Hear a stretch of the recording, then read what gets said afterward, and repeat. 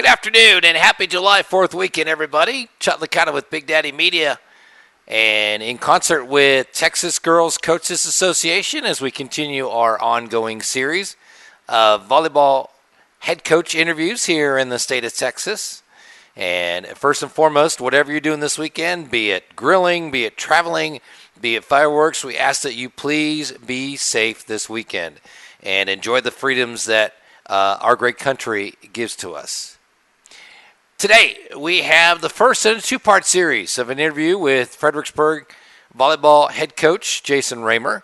Now, you're kind of wondering why two parts. Well, in case you don't know, Jason and I have a long history. We both have hosted shows and had each other on as guests. He and I have also, for both KMAX Sports and for UIL, we have broadcast state volleyball matches together. So we tend to talk a lot. So we recorded the interview last week, and as it was a little bit long, so we decided to go with two parts. You'll catch part one here today, and then the second part will come out tomorrow morning. I hope you catch both parts. I really think it's a good interview. I always enjoyed talking to Jason Roemer. By the way, as we continue to wrap things up for Big Daddy Media, there's your social media. We'd appreciate if you would follow and like us on social media. We're also on Instagram as well. So, without any further ado, here's part one of a two-part series with Fredericksburg volleyball head coach Jason Roemer. And we are back for our Big Daddy Media volleyball interviews in concert with Texas Girls Coach Association, and joined by that gentleman right there. That would be Jason Roemer. And Jason, you are to where I think, besides myself, a lot of people believe you should be. And that's back at Fredericksburg. You were away for 3 years. Talk about being back, what I would think you would consider home, and your time away, the 3 years you were away from Fredericksburg. Yeah. First, Chuck, thanks for having me on. Always fun to talk to you about volleyball and the state of volleyball in Texas right now. Yes, we're prepping for season number 4 back in Fredericksburg. When I left in 2016, the people in the Hill Country and Central Texas always said, Fredericksburg volleyball is not just the same without Coach Roemer there. And I don't know. I told them there's probably some good and some bad that goes along with that. But we're back in the red. You know, we were here. We moved here in 2001. The program was only 7 years old, never been to the playoffs, never won more than 5 matches in a season. We had a run there from 2007. We made the playoffs for the first time. And then next thing you know, we hadn't missed the playoffs, and the program didn't miss the playoffs from 2007 until 2019 when we lost the play-in game. But, it feels like this is the program we built. I think we'll always be, my family and I will always be linked to Battling Billy volleyball because we pretty much helped put it on the map, and now we fight to keep it on the map and like we've talked, get to the state tournament at some point. We've been blessed to make it to Saturday regional tournament, but we haven't got over that hump yet, and so that's the drive to get to the state tournament and keep creating positive experiences for these girls in our programs. Well, first off, it's good to see you in red again. Secondly, You've been to state with me a few times. You've actually done color to my play-by-play, and I'll tell you what, there is not anybody I'd rather have doing color than you. But I know we actually said a couple times on the air, in fact, one time when Gretchen and Liberty Hill were there, you enjoyed doing it, but you'd rather be out there as a coach instead of doing it. Absolutely. Yeah. No, we've been to the state tournament a lot, but never with the team yet. And that's really the motivation that keeps me going. Is I've had a lot of friends over the years that Gretchen and that get there, and that's the ultimate motivator for me personally is to win that Saturday regional final, win a region, and get to experience state tournament with the team. But and maybe maybe one of these days is we're going to talk about TGCA here in a minute. My run on the executive committee may end pretty soon, or at some point, I should say. And so maybe I'll be a little more available to join you if you stream to do some broadcasts. So that's always fun. It's fun to talk as you know me, and this may be a long podcast, but because I love to talk about volleyball and love to talk about volleyball in the state of Texas.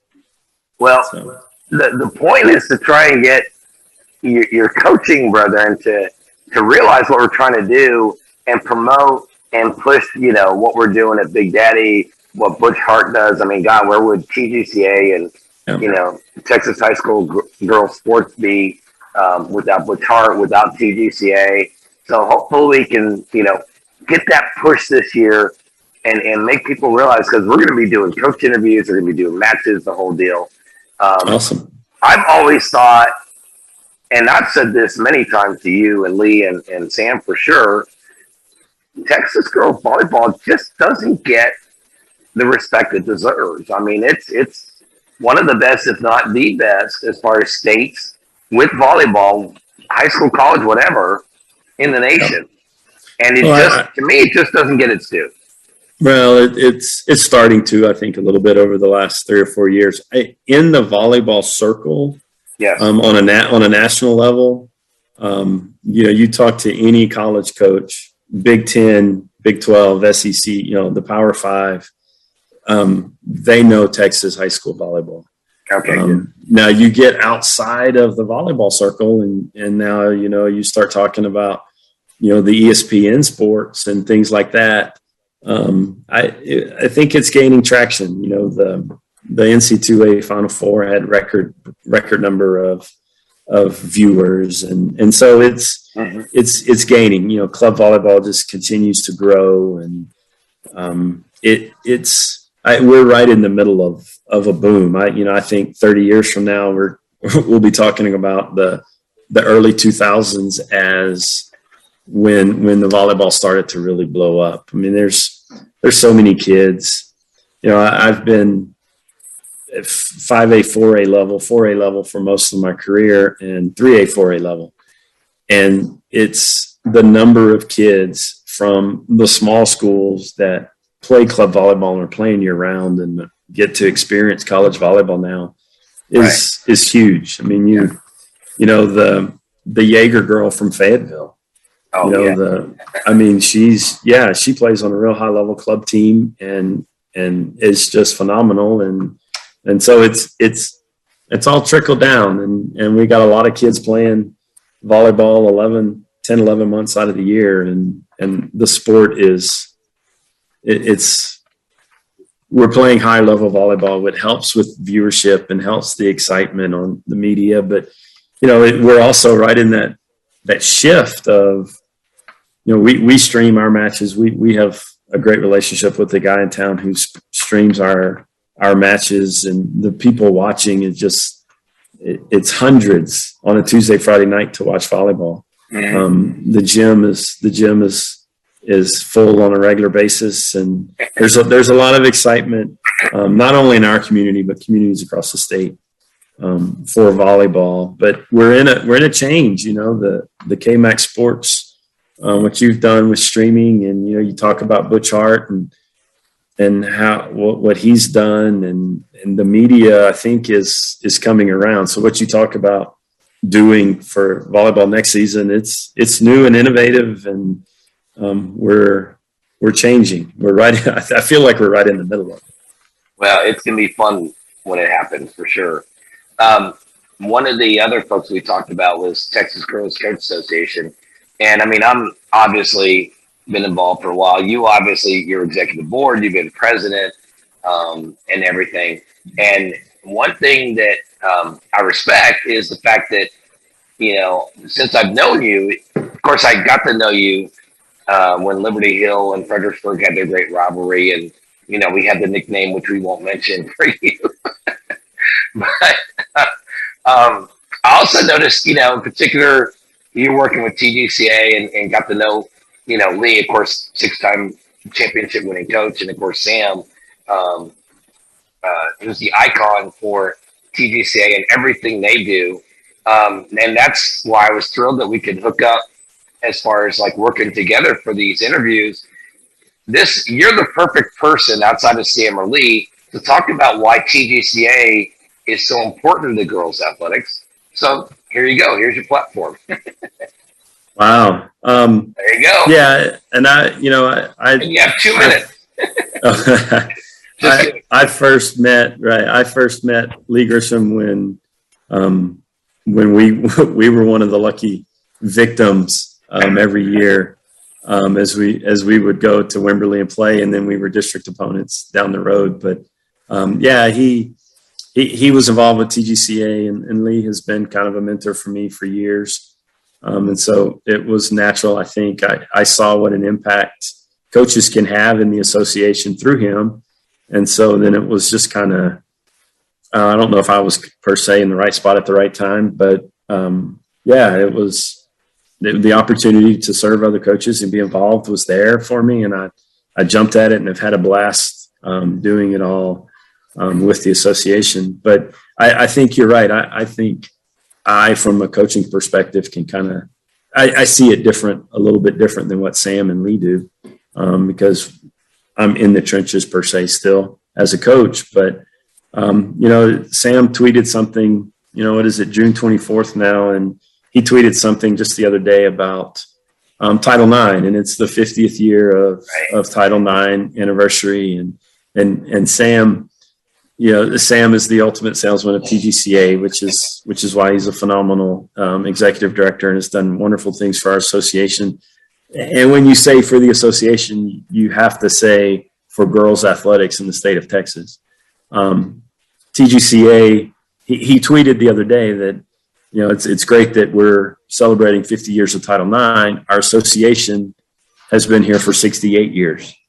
And so for the 18 years before Title IX, the association through other people than, Sam was an executive director all the way back then.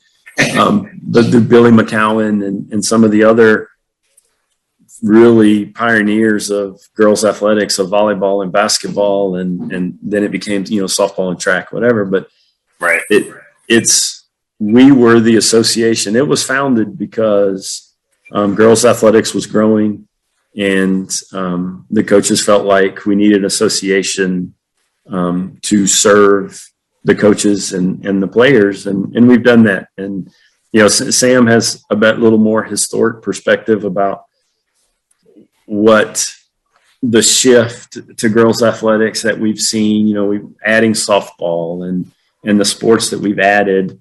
TGCA has been real instrumental in that. But there's, I've been blessed to have been on the executive committee, which means second VP, first VP, president, and now I've been in past president because they're coaches. It's a 4-year deal, and then some coaches take other jobs, and so I've been stuck as past president. But thinking back, kind of prepping for what we were going to talk about today, what we've seen, in the last 3 years, obviously with COVID, but I was on the volleyball chair when we switched from a white volleyball to the 3-panel or 2-panel colored volleyball.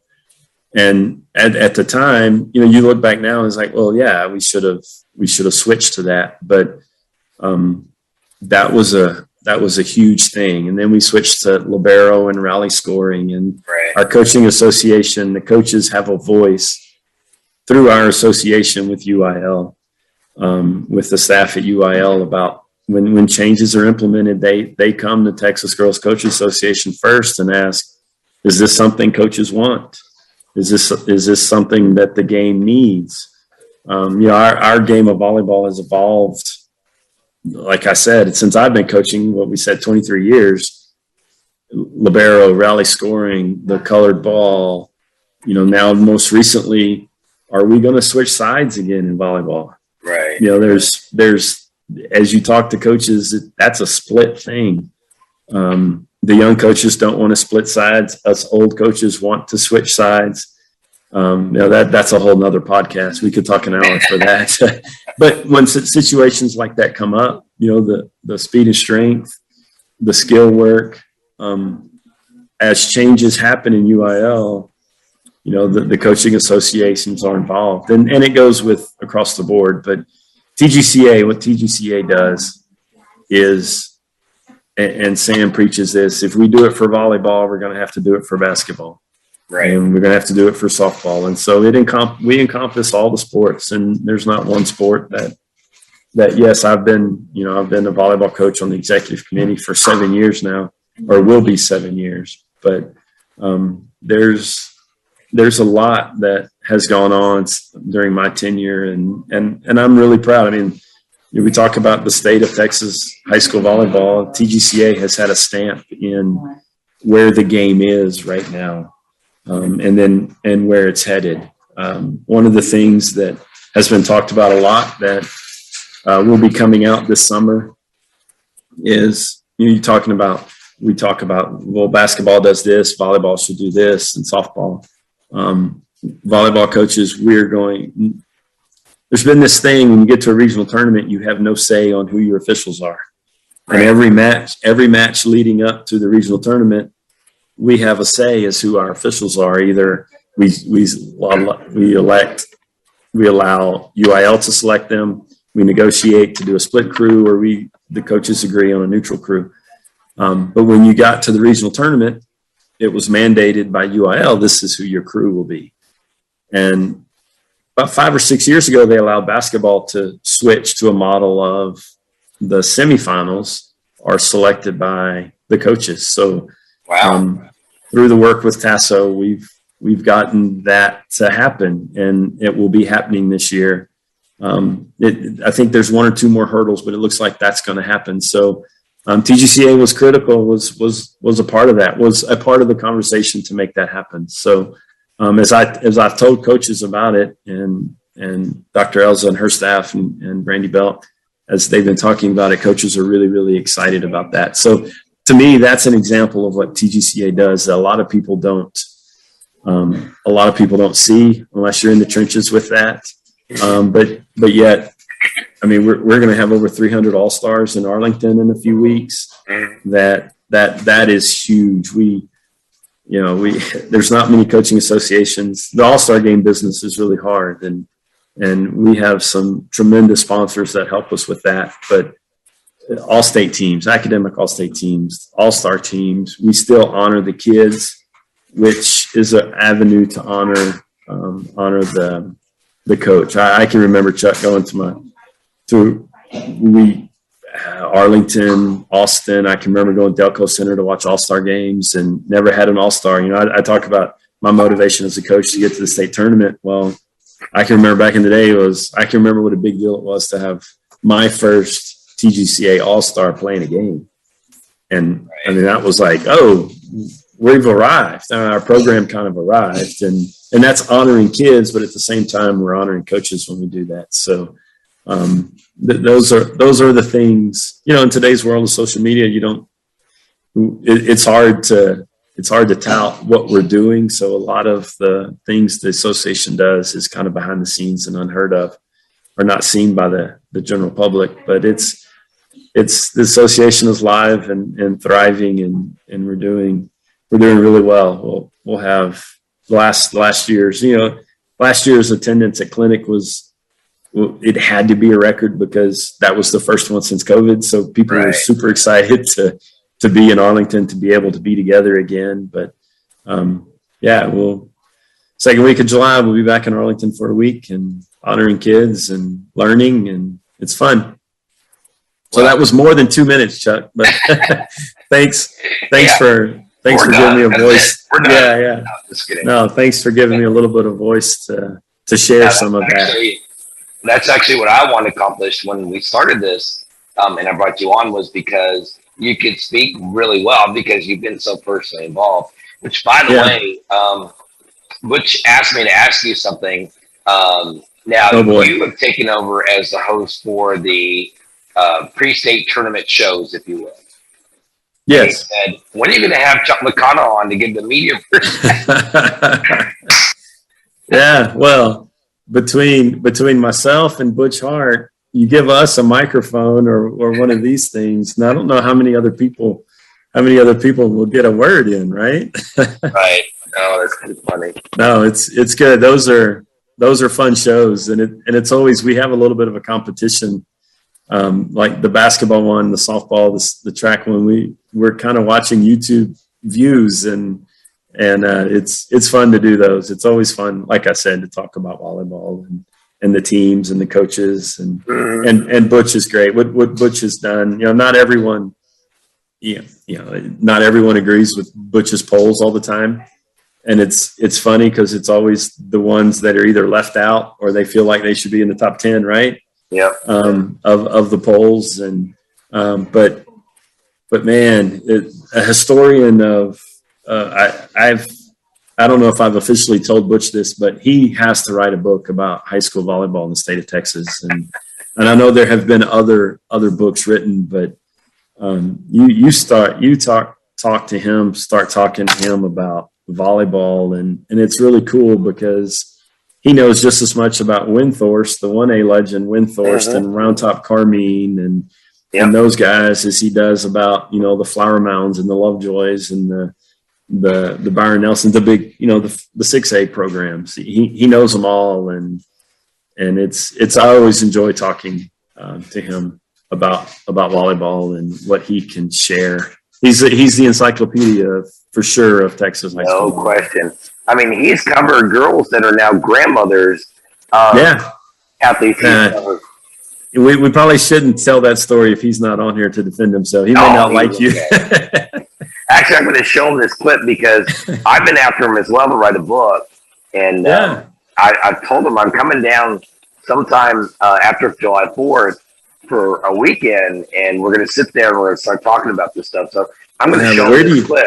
Because where do you start though with the book? Right? Because there are so many stories of, and that's one of the other things the TGCA does is we have this Hall of Honor, which is a huge. I mean, it is the Mount Rushmore of girl coaches in the state of Texas. And at our honors banquet on the Monday of it's July 11th this year, we'll induct 3 more into the Hall of Honor, and I have been doing that now for about 10 or 12 years, I guess, through being on the board of director, being a board of director of TGCA. So the stories that are told about, this year going in, Steve Goldman and Chuck Darden in basketball. And it's just Tanya Nygren from Round Top Carmine is the volleyball person this year. Yeah. And so they're like, where do you start with when you start with volleyball in the state of Texas, where do you start with? It would be a really, really hard book to write, but there are some legends in our game that I hope down the road those stories are not forgotten, and that's why Butch needs to write a book, because he can tell stories on everybody from Norma Pullen and East Bernard to the Windthorst crew that won all those state championships, and Lee and Wimberley, and then Lovejoy. I mean, and Susan Brewer and Bevo. I mean, where do you start with the book? It would be a really, a really thick book. But actually, it'd be a really simple book. Maybe about this. Yeah, that long. Yeah, that thick. Book. Yeah. Seriously. Yeah. Oh man. Hey, so you mentioned last year was the first clinic since pandemic, and I'd like to ask coaches. So I'll go ahead and ask you too. No, I'm just kidding. We learned a lot in 2020. I mean, none of us ever want to live through that again. Let's make that clear. Okay, we're never going through that again. But we learned a lot, and coaches still continue to say, I learned this because of that. The one thing I'm curious about is when the pandemic hit. I mean, it was so bizarre. It was the first spring that I had away from volleyball for just a second. It was the first spring I had in my entire 61 years where it was a spring and I wasn't playing, covering, writing, or broadcasting baseball. Yeah. We just stopped. Yeah. Okay. On the volleyball side, club just stopped. Everything stopped. And then, of course, for the regular season, what there was of it, we got about 30-ish matches in. which that's normally how many you have before you start district because of the 3 weeks of tournaments and everything you talked about. The one good thing I thought came out of that was covering state that year. Coaches were saying it's so nice. It's so weird because my girls aren't as beat up as they usually are. You know, there's not a lot of bruises and nicks that they're, trying to overcome and whatever. And I always thought, okay, well, maybe that's going to lead to a trend where they start getting a little bit more time off. And boy, was I ever wrong.